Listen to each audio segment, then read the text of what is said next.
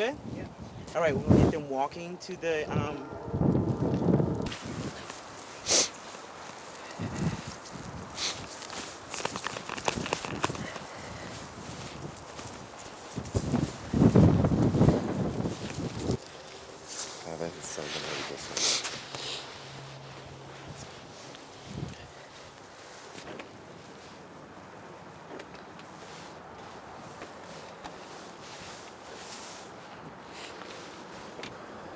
Don't lock the car.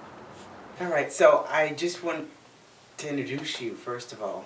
Your name is Leonard Joseph, the person who called herself a doctor, who eventually we got to know wasn't a doctor, she was a resident, unsupervised, you know. So my wife says, do I ever feel this way? She says, how do you feel? She says, I feel numb all over. So at that point, I went back into the room. Just to go back, I thought the reason why I left the room initially, because I thought they were going to prep her actually for delivery. They may have to do some certain things like shaving her, you know, prepping her for delivery of the baby. And then when I went back in there, wondering what's going on, my wife was on her back, which I was told eventually was a no-no because the resident didn't know what she was doing. She should not have been on her back. She should have been sitting up, because that gravity did not allow the epidural to go up. And so I yelled to my wife to open her eyes, and when she opened them, they were bloodshot, red, very red. So I said, no, you got to keep it open. Then she closed them, you know. The resident was going kind of really crazy, you know. Patient safety is basically about reducing harms from preventable medical mistakes. Preventable medical error is the third leading cause of death in this country. And racial inequality is a major contributor to preventable deaths in African Americans. It's estimated that 886,000 African Americans died between 1991 and 2000 due to inequality in healthcare. It's important for me to note that I'm African American, and I've been a unique witness to inequality in healthcare.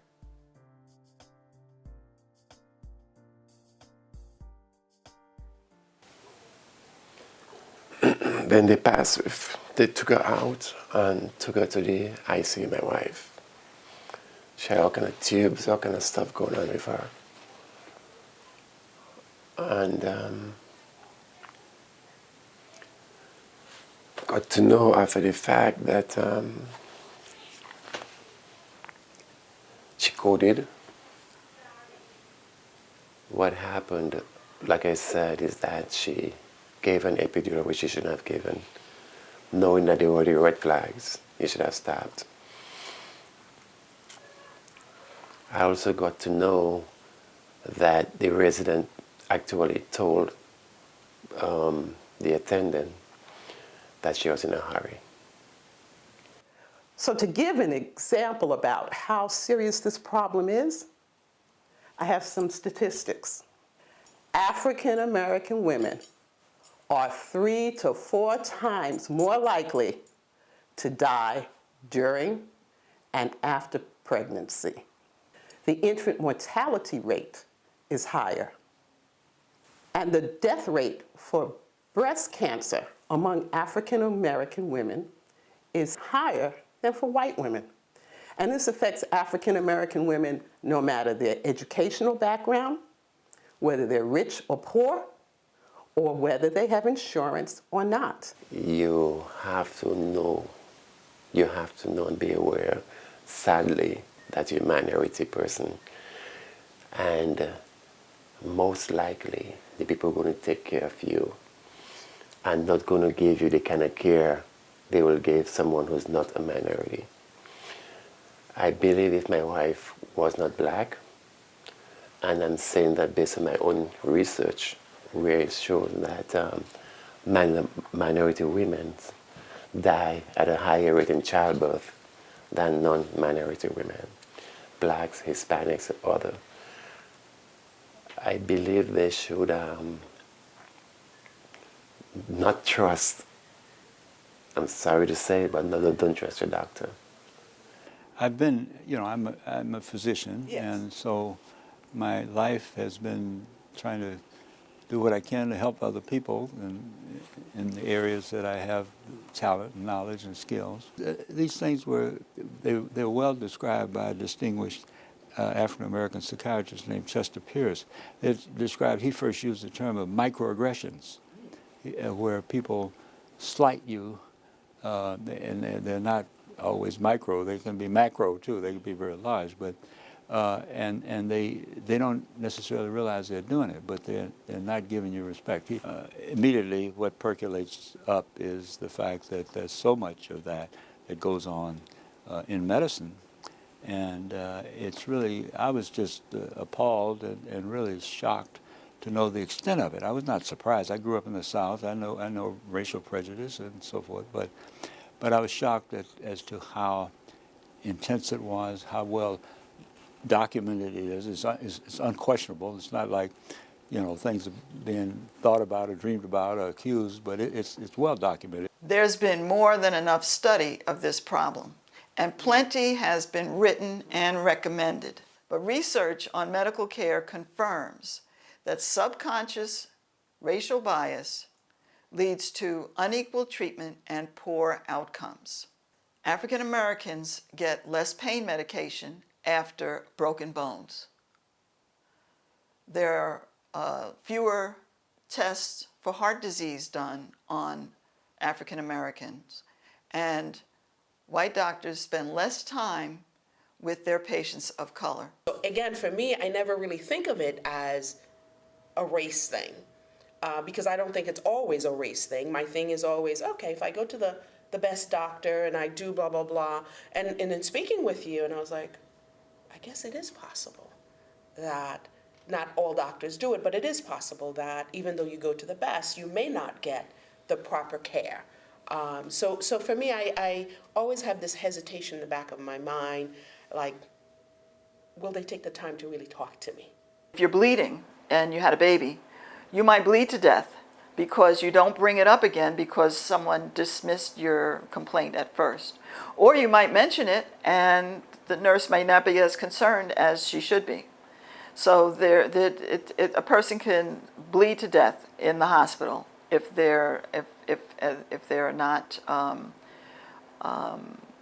if the early warning signs are not paid attention to. We needed to be alert to the level of compassion that the provider or the nurse or the clinician was exhibiting. If they were not looking at you, avoiding looking at you, or just being dismissive, that they might be biased. But whatever they are, you didn't want to have them be your doctor. So the stories were of how people were treated with less respect than they would expect from a healthcare provider or office. Now, this is an experience for a lot of people.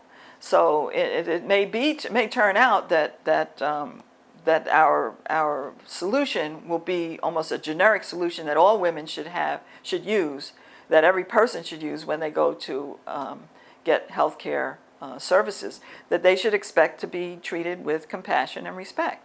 And look for that. But also for black women, to look at the demographic in the office. Look at, are there other black women there? Do they hire black women?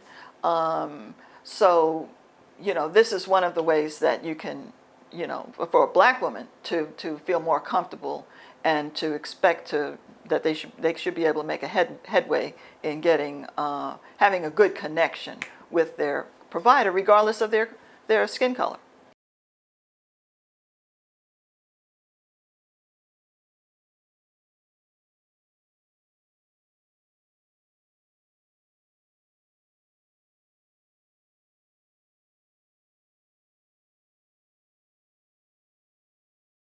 about a third of the patients are experiencing these disparities to various degrees.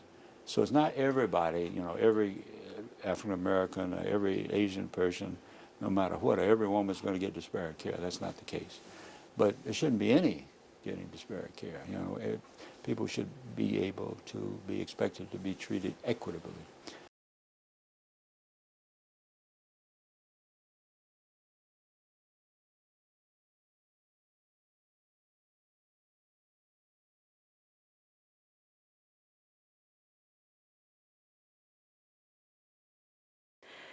We live in a society that when things go wrong, the doors get closed on the patient and family. And over the years, in parts of the country, that's changing. There's programs called disclosure, and healthcare facilities and doctors are being trained in disclosure and how to talk to the family and conflict resolution and mediation. There's these services out there for the patients and families. They're not happening nearly enough. They're not fast enough. And many people, studies have shown that when there is a disclosure and honesty and conversation with the family after a bad outcome, the family's not going to sue. A lawsuit usually comes from getting answers, and we have a right to know what happened.